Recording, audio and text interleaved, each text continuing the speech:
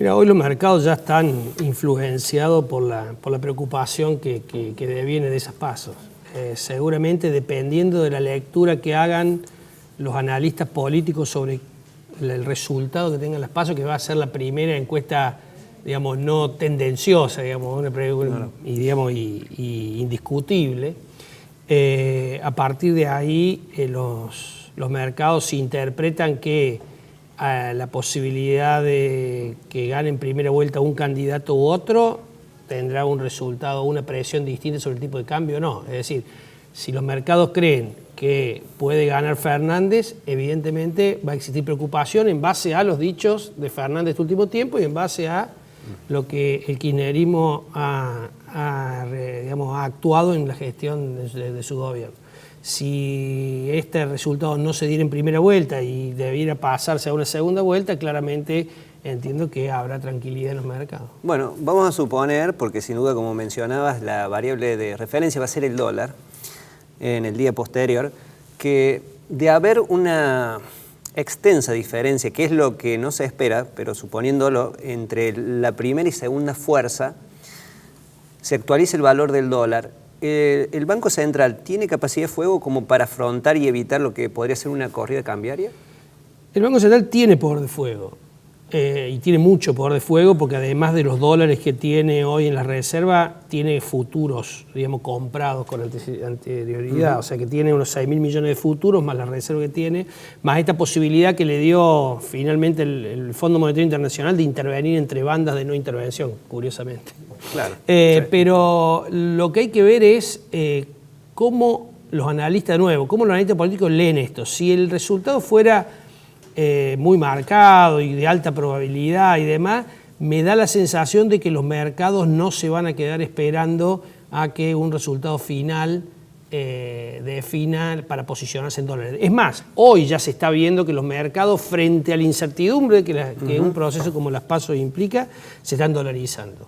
Estos días, hoy el dólar ha subido de nuevo un poquito, desde el mínimo de 42 y pico que llegó, hoy ya estamos en 45, 40, motivado no solamente por algunas repercusiones de la baja de tasa que tuvo Estados Unidos, sino fundamentalmente por la preocupación de algunos inversores que deciden dolarizarse y esperar que pase la elección. La discusión es, a partir del resultado de las PASOs, ¿se va a abrir un status quo hasta más cerca de la primera vuelta o rápidamente ahí los inversores van a tomar posiciones y se van a dolarizar definitivamente? Y acá la decisión del Banco Central es hasta cuándo va a dejar subir el dólar de tal suerte que no le impacte de manera importante la inflación y por otro lado no le impacte en sus aspiraciones políticas, porque todos sabemos que el humor del votante muchas veces está ligado a la volatilidad o no del tipo de cambio. Bueno, hablando de la volatilidad del tipo de cambio, ¿tú dirías que hoy estos 45,50 que marcan el valor del dólar aquí en Argentina, es un valor retrasado, es un valor actualizado? Esto depende con qué lo compares. ¿Ah, si sí? si vos te pones del último año, el dólar no ha aumentado. De octubre del año pasado prácticamente hasta ahora, claro, el dólar ronda alrededor de los 46 pesos. En ese tiempo la inflación siguió creciendo de manera importante y obviamente le quitó competitividad. Si vos comparás el valor del dólar con lo que valía hace 2 años atrás, este valor del dólar te deja tranquilo. En definitiva, me da la sensación de que este es un valor de dólar superior a la media de los últimos años, si vos querés llamarlo así, con lo cual debería generar posibilidades de exportación a el sector externo argentino, siempre y cuando se den las condiciones para que el sector argentino pueda exportar. Y como que decís no vos, necesariamente es tipo de cambio. Sí, o sea, la competitividad viene por el lado de tener una menor presión tributaria, tener una ley laboral más ayornada a lo que son las leyes laborales del mercado. Mira, Argentina tiene que hacer un proceso de armonización, porque si va a empezar a firmar pactos comerciales como el que está firmando con la Unión Europea, que claramente es un pacto que le puede generar muchas oportunidades a Argentina, también le puede generar algunos problemas a Argentina si no se hacen las armonizaciones tributarias, laborales que esto implica. Y no solamente con Europa, sino además con los socios del Mercosur. Esto es con Brasil, con Paraguay y con Uruguay. Así que, digo, el desafío de los próximos años del gobierno que sea va a ser muy fuerte en el tema de armonización. Nosotros tenemos que armonizar desde la cuestión tributaria interna entre las provincias argentinas y a su vez de Argentina con los países de la región y del mundo si aspiramos a poder tener una balanza comercial, digamos, superavitaria y una posibilidad de que las empresas se instalen en Argentina, produzcan en Argentina, generen trabajo en Argentina, digamos, y rápidamente salgamos de este problema que tenemos hoy los argentinos, que es falta de trabajo, falta de inversión digamos, y un Estado que ha tenido que ir supliendo gran parte de ese empleo que no podía dar el sector privado, generando un Estado demasiado grande y demasiado caro para todos los contribuyentes. Y agrego lo que solés decir en las entrevistas aquí, y hay que ver que el frente externo también acompañe, porque también hay ciertos movimientos en las relaciones, sí, digamos, internacionales. Eso, Seba, el mundo influye obviamente en Argentina. Nosotros no somos una isla que, digamos, estamos altamente impactados por el mundo. Sin ir más lejos, cuando venía primero hasta las 3 de la tarde, las bolsas del mundo subían y la de Argentina subía.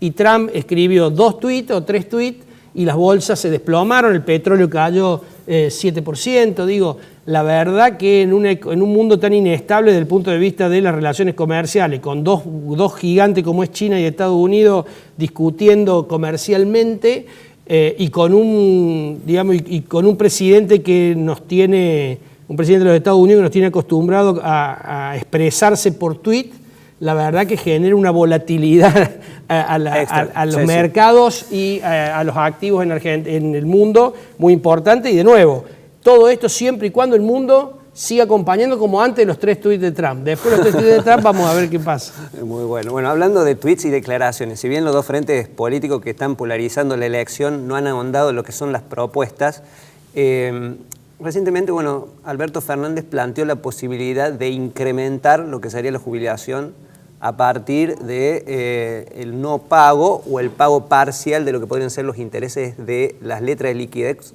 conocidas como LELIQ. Eso para la gente que no conoce, no tiene un conocimiento técnico económico, ¿eso es viable? ¿Es posible hacerlo? No, en primer lugar, no es viable desde este punto de vista. Las LELIQ son de letras que reciben depósitos únicamente del sector financiero, o sea, de los bancos. Los únicos que las pueden comprar son los bancos. ¿Y los bancos con qué la compran? Con los ahorros de la gente, con los excedentes. Un banco toma depósito y genera préstamos. La diferencia entre los depósitos y los préstamos genera una masa de dinero ociosa que los bancos tienen que hacer algo. Una parte están obligados a dejarlo en el Banco Central, lo que se conoce como encaje, que es la garantía que tenemos los depositantes, tanto de caja de ahorro, de cuenta corriente o de plazo fijo, que nuestro depósito lo vamos a tener cuando lo querramos ir a sacar. Cuando metamos la tarjetita en el cajero, ese banco va a tener posibilidades de liquidez de darnos esa plata. Esos encajes, una parte están remunerados y otra parte no están remunerados. Quiere decir que una parte del Banco Central no le paga interés a los bancos y otra parte sí. La parte que le paga interés a los bancos lo pueden invertir en LELIQ. Pero después está toda esta otra plata que no están obligados a tener el encaje, que hoy es excedente porque hay más gente que deposita y que toma préstamos a esta tasa de interés. Las familias no se endeudan porque no lo pueden hacer, no tienen margen, y por otro lado las empresas tampoco porque no es económicamente viable. Así que, digo, es excedente lo que está haciendo hoy los bancos, prestárselo al Banco Central. El Banco Central genera justamente esta letra para sacar esa liquidez del mercado y que esa plata no se vaya ni a dólar ni a precios. Entonces, si uno dice yo le voy a dejar de pagar intereses, como dice Alberto Fernández, la pregunta es ¿qué va a pasar con esos bancos, con esa plata? Seguramente el banco no le va a pagar interés al ahorrista y seguramente el ahorrista lo que va a hacer es va a sacar su depósito y se va a ir al dólar o a algún otro instrumento de ahorro que considere viable. Entonces, por un lado va a estar generando un aumento del tipo de cambio, porque Alberto Fernández no dijo solamente que no iba a pagar más los intereses, sino que dijo que el tipo de cambio estaba atrasado y que tenía que ser mucho más alto. Si esto se da y aumenta el tipo de cambio a valores que él dice, porque dijo mucho más alto, entonces si ese valor se da, obviamente se va a trasladar a los precios. Y cuando todos ya sabemos, el año pasado lo vivimos, una devaluación impacta en los precios, digamos, generan licuación, o la inflación genera licuación del salario real de la familia o de los ingresos de la familia, y obviamente acá el consumo. Así que el 20% que le va a dar por un lado se lo va a comer parte de la inflación por otro, si no toma alguna medida para esterilizar esa plata, salvo que decida hacer algo compulsivo, con lo cual sería una barbaridad, porque lo que estaría haciendo es quedándose con el depósito de la gente, porque los bancos no le podrían depositar a la gente. Eso por un lado. Por otro lado, hay que ser responsable fiscal mente y monetariamente cuando uno habla.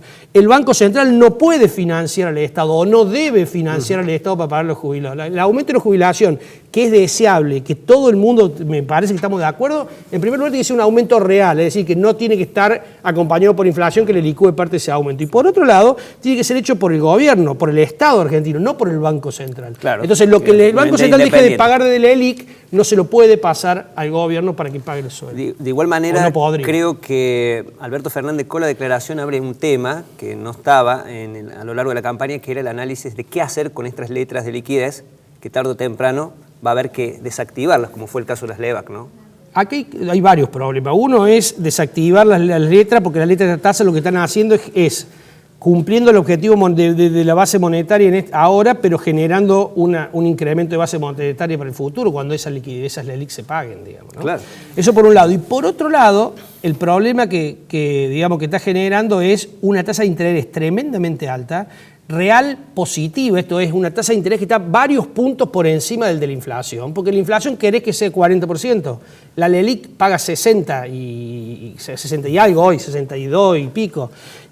Los bancos están pagando, el Banco Nación paga 52% por un plazo fijo. Si la inflación es 40, el quien invierte un año en plazo fijo con esa expectativa de inflación ganaría 12%. Esa tasa de interés de plazo fijo o de la LELIC le exige a la empresa que toma préstamo y a la familia una tasa de interés impagable, superior a ella.